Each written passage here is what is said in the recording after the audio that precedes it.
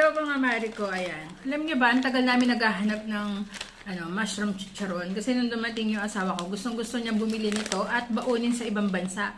Wala kami makita dito. So, ayan, nakita ko sa TikTok. Ayan siya, mga mari ko. Ayan, tatry natin. Tatlo po siya. Sa isang pa. Mahaba. Ang flavor niya is barbecue. So, ayan, mga Meron mari din ko. po salted egg and cheese. Hapa.